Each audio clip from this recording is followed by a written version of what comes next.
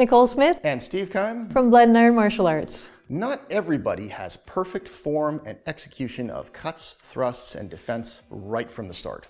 Frequently, small errors creep into your game, and if they're not addressed early, they can become bad habits. Today, we're going to show you 3 common mistakes that you'll run into in your fencing game and give you ways to correct them. The suicidal thrust. You typically find this happens when one fighter is in Tog and another fighter is in Plow or Alber and mistakenly believes that the body is vulnerable to a thrust. We name this the suicidal thrust because at no time does the fighter attempt to cover and control the sword while making the thrust. Instead, they foolishly charge forward with a low-line thrust, completely ignoring the opponent's weapon.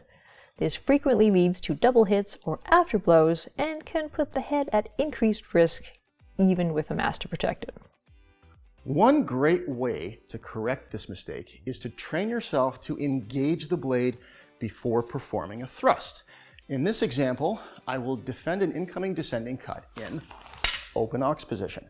I've already engaged my opponent's blade now, and I can feel that the pressure is very light, which will allow me to step off diagonally, bringing my tip on point for a counter thrust and keeping my opponent's blade controlled.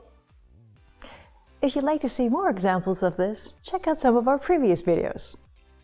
Linear footwork. Offline movement in HEMA is essential, but oftentimes a fighter will develop a bad habit of becoming too linear in their movement, as if they were fighting in a piste or on top of a wall.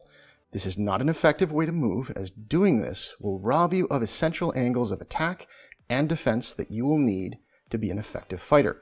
It is important to utilize your space to its full effectiveness, and your drills should reflect this so linear movement does not become a more serious problem during competition. To that end, all of your training should incorporate some offline stepping.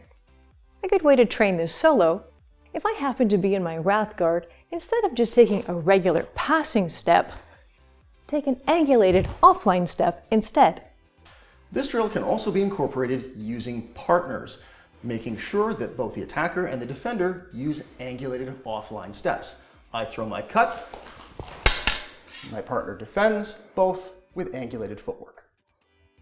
Casting a sword is a common problem that creeps up very early in a student's training. Typically, it occurs when the student cuts from the shoulder without core engagement, and the momentum causes the wrist to hyperextend to the point where, if left unchecked, will cause strain and perhaps injury that'll delay the student's progress.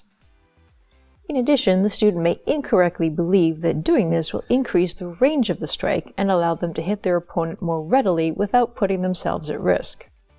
In truth, this is sacrificing essential rotation and structure to merely tag our opponent gently and do very little else. It is simply not a cut and should be discouraged. One great exercise to help correct a castee wrist problem, we use what we call an isolation drill. Now, it's called an isolation drill because we're isolating everything from the waist up. We're pretty much ignoring footwork for this, so I want to keep myself in a static posture, making sure that my stance is good. I begin my isolation drill from a high position, and I'm essentially drawing a line with the edge of my sword through to my point of contact at long point. Once I reach, I come back along the same lines. While I'm performing this drill, I pay special attention to my wrist position throughout the entire action. Now, this may look familiar to you because this drill has a lot of benefits. Not only will it help you strike with better structure in sparring with blunt steel trainers, but it'll help improve your ability with a sharp sword when doing cutting practice.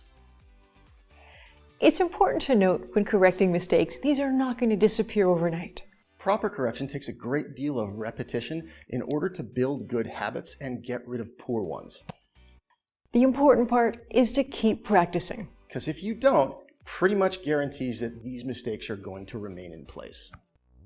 We hope you enjoyed today's video. If you did, please like and subscribe. And as always, a big thank you to our Patreon supporters. Without you, this wouldn't be possible. If you enjoy the content we produce and want to join one of our live online classes, please click the link below. And remember, if you don't put in the training, you won't get the result.